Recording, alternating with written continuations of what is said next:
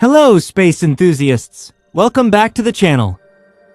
Remember last time we talked about the most terrifying devourers of the universe, black holes? Today, we're going to dive deep into their primary source, the stars. Right now, we are going to explore the three main types of stars. We'll zoom in together to see their temperatures, compositions, and why they have those specific colors. Question: what do you think? Are there more stars in the universe? Or grains of sand on Earth? Post your guesses in the comments. Before we get to the main part, here's a cool fact. Why do we always draw stars with 5 points? In reality, all stars are giant, round spheres of plasma, just like our sun. Those points we see are simply the result of diffraction, the way light scatters through our eye lenses or the edges of a telescope.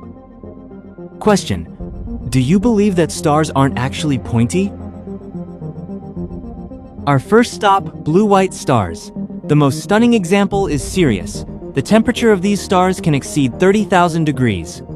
They burn through their hydrogen fuel so fast that they are considered the brightest yet most hurried giants of the cosmos. Question: have you ever spotted Sirius in the night sky? The second type, yellow dwarf stars, our very own sun is the perfect example. In these stars, hydrogen turns into helium, providing stable energy for billions of years.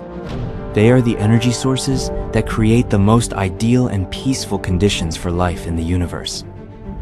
Question: do you think the sun is the largest star in the universe? And finally, the red giants. For example, Betelgeuse. These stars expand and cool down toward the end of their lives.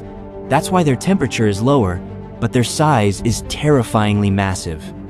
They are the elders of the universe. So, we've uncovered the mystery behind the colors of the stars.